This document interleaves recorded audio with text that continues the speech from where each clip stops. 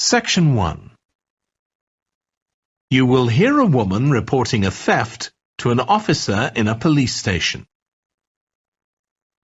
First, you have some time to look at questions 1 to 3.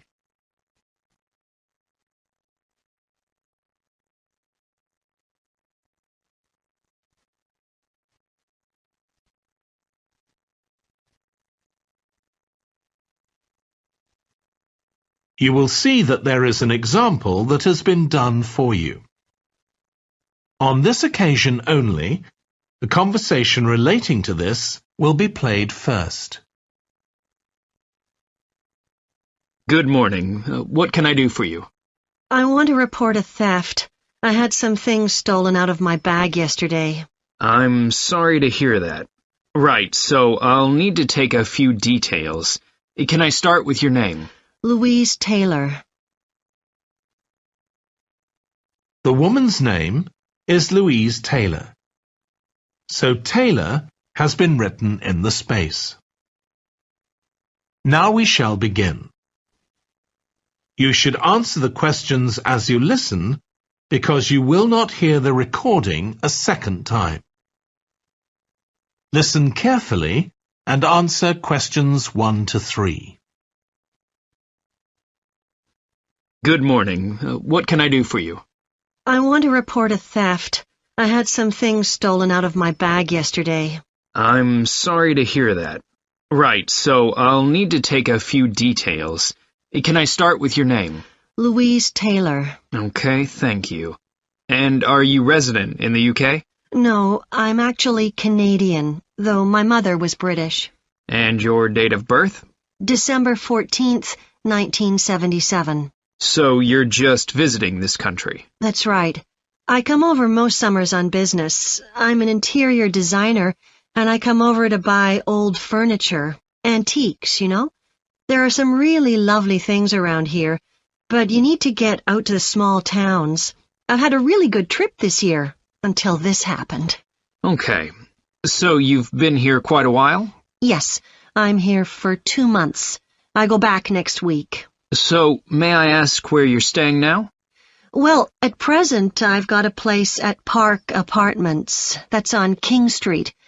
I was staying at the Riverside Apartments on the same street, but the apartment there was only available for 6 weeks, so I had to find another one. Okay. And the apartment number? 15. Right.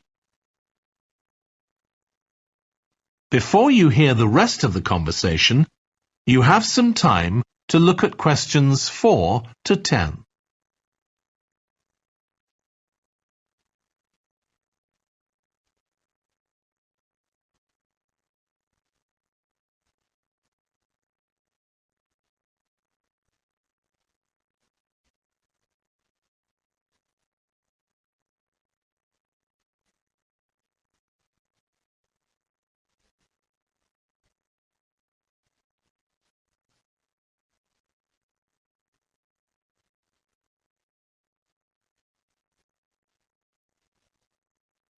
Now listen and answer questions 4 to 10.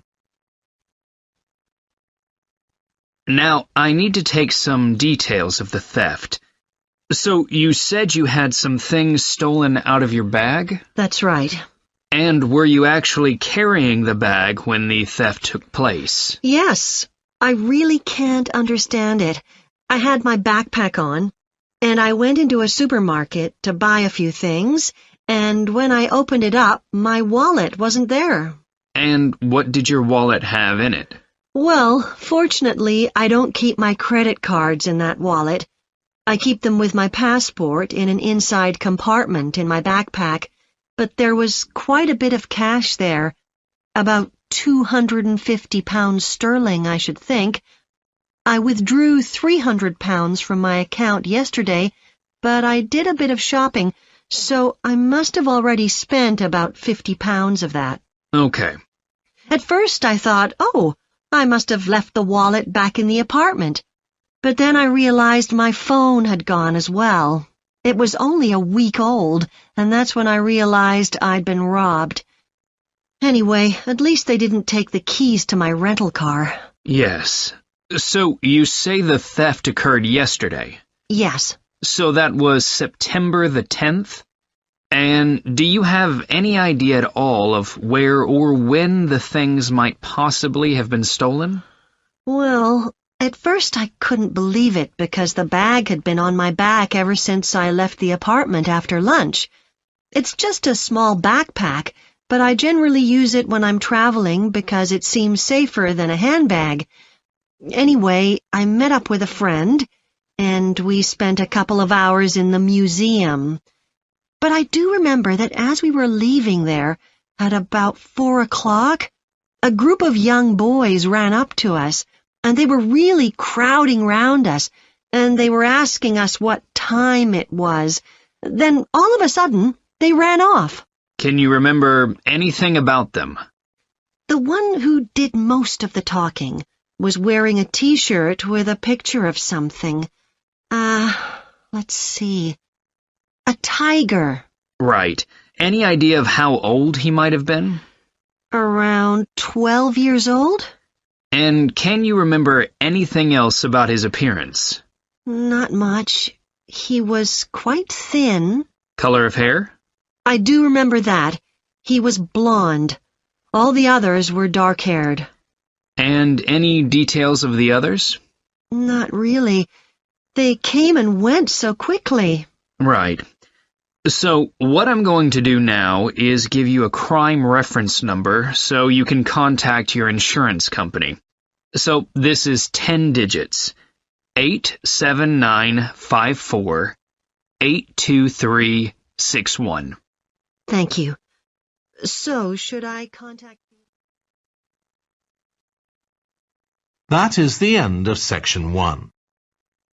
You now have half a minute to check your answers. Section 2. You will hear a manager giving a welcome talk to a group of apprentices who are starting their training at the company. First, you have some time to look at questions 11 to 14.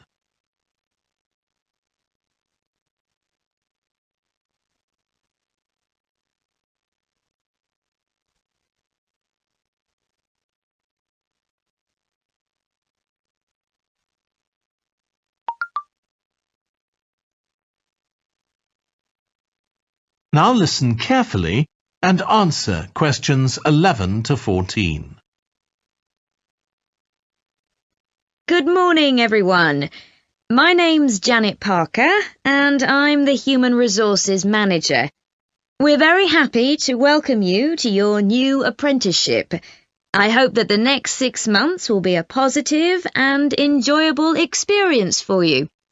I'd like to start with some general advice about being an apprentice. Most of you have very little or no experience of working for a big organisation, and the first week or so may be quite challenging. There will be a lot of new information to take in, but don't worry too much about trying to remember everything. The important thing is to check with someone if you're not sure what to do. You'll find your supervisor is very approachable and won't mind explaining things or helping you out. You're here to learn, so make the most of that opportunity. You'll be spending time in different departments during your first week, so make an effort to talk to as many people as possible about their work. You'll make some new friends and find out lots of useful information. As well as having a supervisor, you'll each be assigned a mentor. This person will be someone who's recently completed an apprenticeship, and you'll meet with them on a weekly basis. Their role is to provide help and support throughout your apprenticeship. Of course, this doesn't mean they'll actually do any of your work for you. Instead, they'll be asking you about what goals you've achieved so far, as well as helping you to identify any areas for improvement. You can also discuss your more long-term ambitions with them as well. Before you hear the rest of the talk, you have some time to look at questions 15 to 20.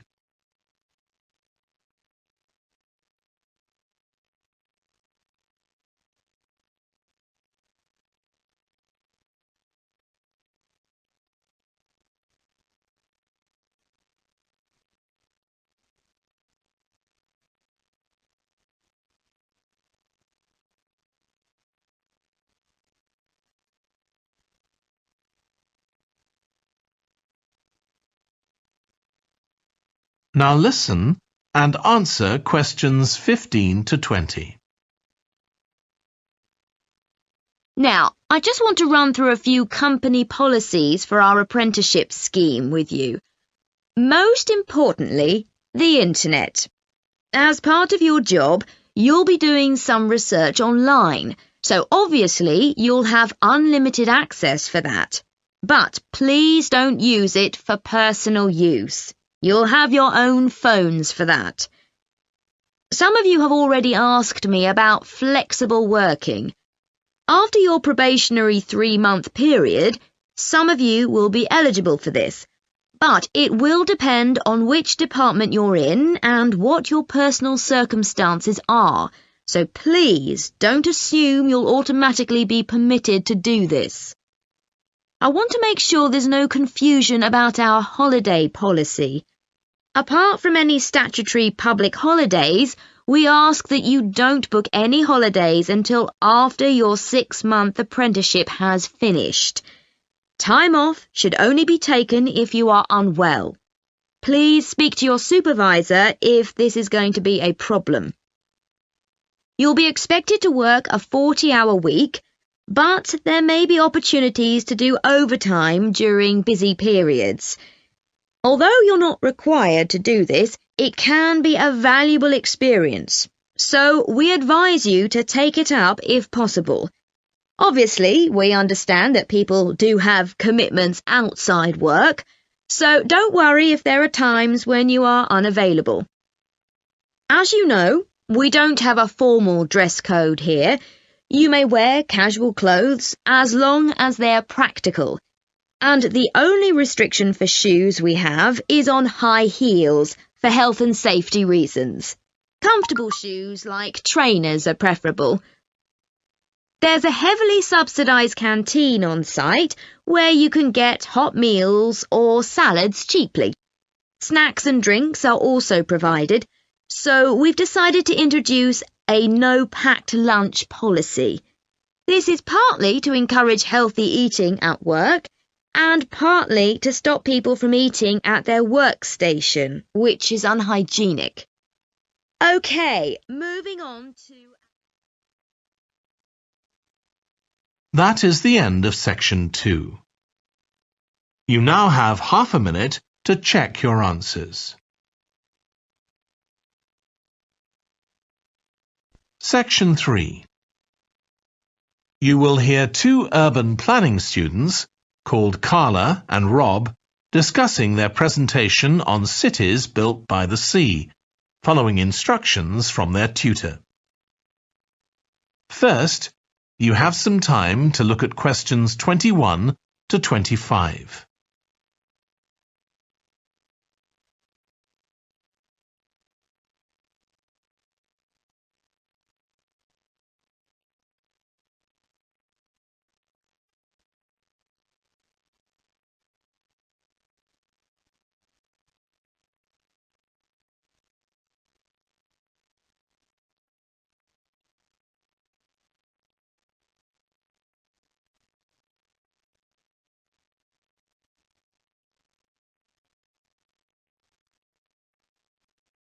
Now listen carefully and answer questions 21 to 25.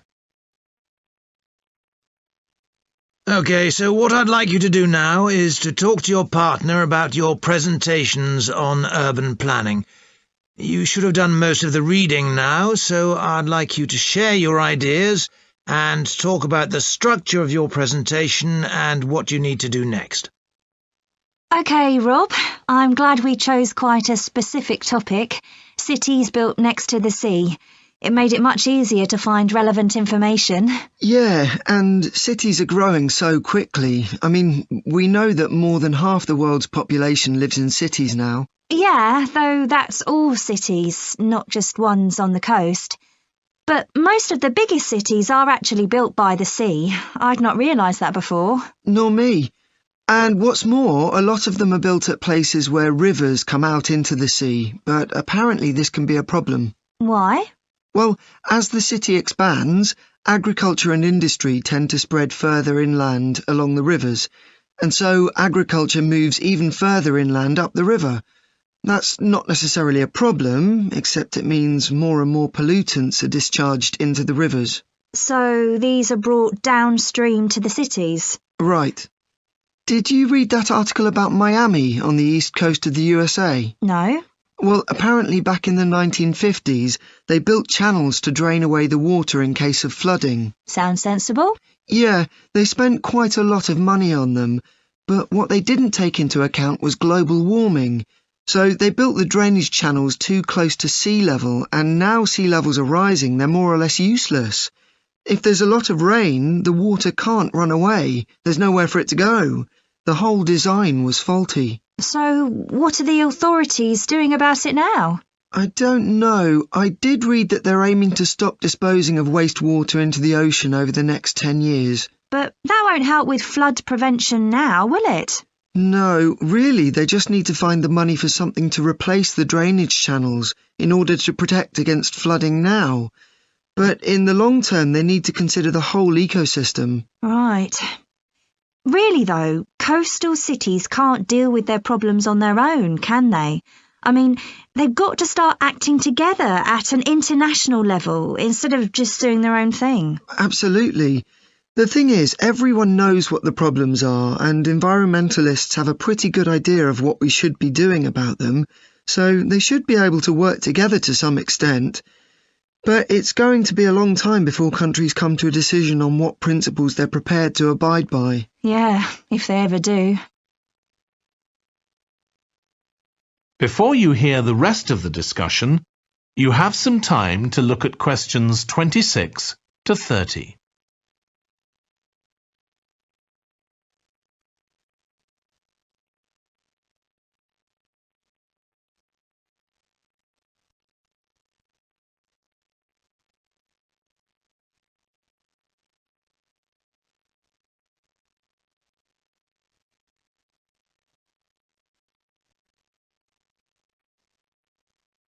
Now listen and answer questions 26 to 30.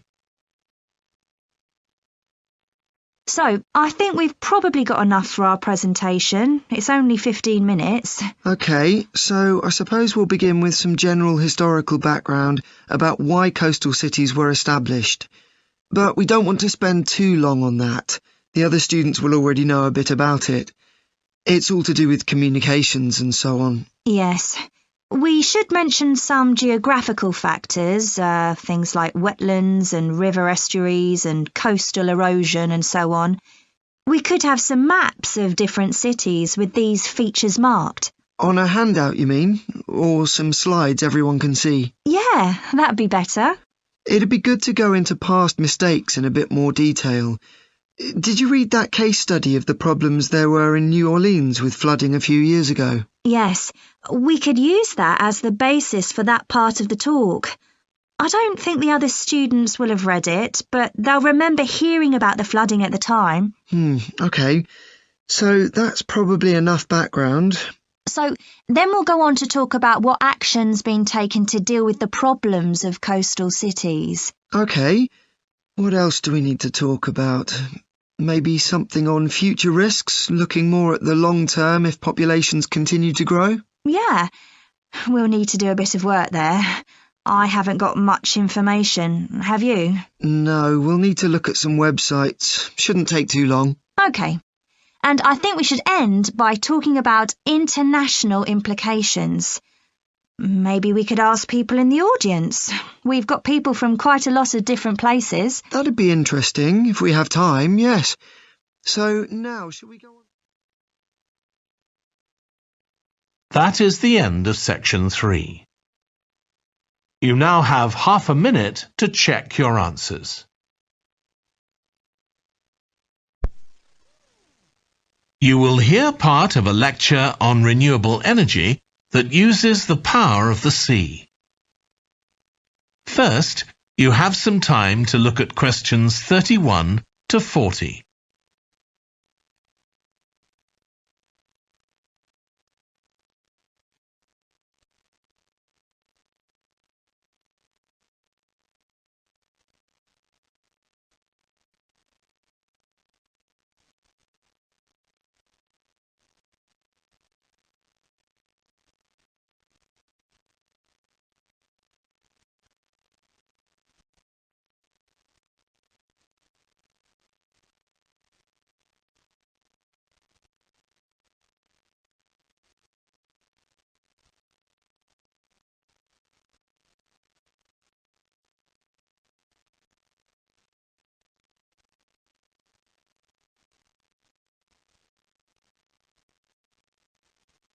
Now listen carefully and answer questions 31 to 40.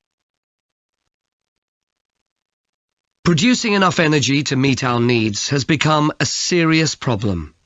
Demand is rising rapidly because of the world's increasing population and expanding industry.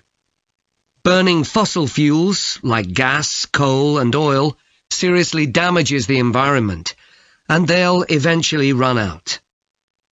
For a number of years now, scientists have been working out how we can derive energy from renewable sources, such as the sun and wind, without causing pollution. Today, I'll outline marine renewable energy, also called ocean energy, which harnesses the movement of the oceans. Marine renewable energy can be divided into three main categories: wave energy, tidal energy, and ocean thermal energy conversion. And I'll say a few words about each one. First, wave energy. Numerous devices have been invented to harvest wave energy, with names such as Wave Dragon, the Penguin, and Mighty Whale. And research is going on to try and come up with a really efficient method. This form of energy has plenty of potential, as the source is constant, and there's no danger of waves coming to a standstill. Electricity can be generated using onshore systems, using a reservoir, or offshore systems. But the problem with ocean waves is that they're erratic, with the wind making them travel in every direction. This adds to the difficulty of creating efficient technology. Ideally, all the waves would travel smoothly and regularly along the same straight line. Another drawback is that sand and other sediment on the ocean floor might be stopped from flowing normally, which can lead to environmental problems.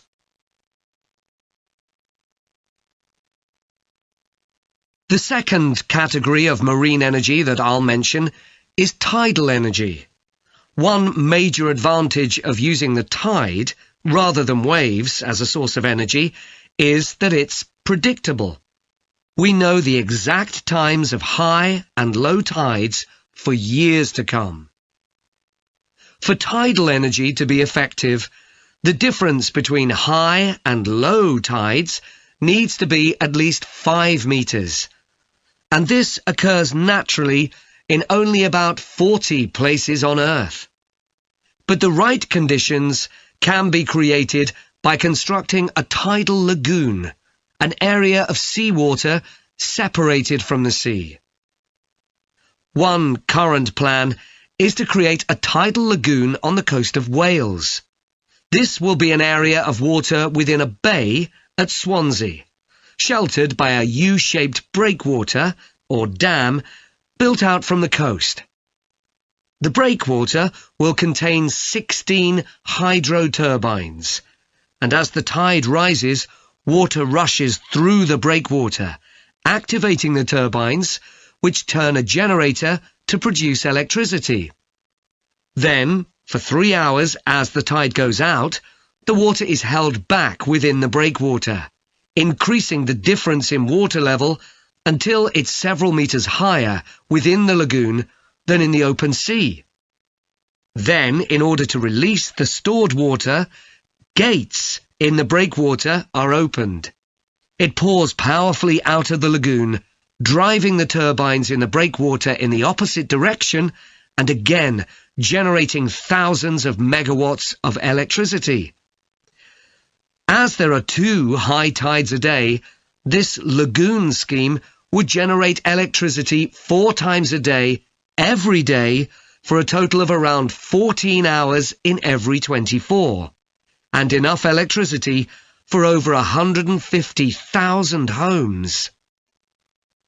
This system has quite a lot in its favour. Unlike solar and wind energy, it doesn't depend on the weather. The turbines are operated without the need for fuel, so it doesn't create any greenhouse gas emissions, and very little maintenance is needed. It's estimated that electricity generated in this way will be relatively cheap, and that manufacturing the components would create more than 2,000 jobs, a big boost to the local economy.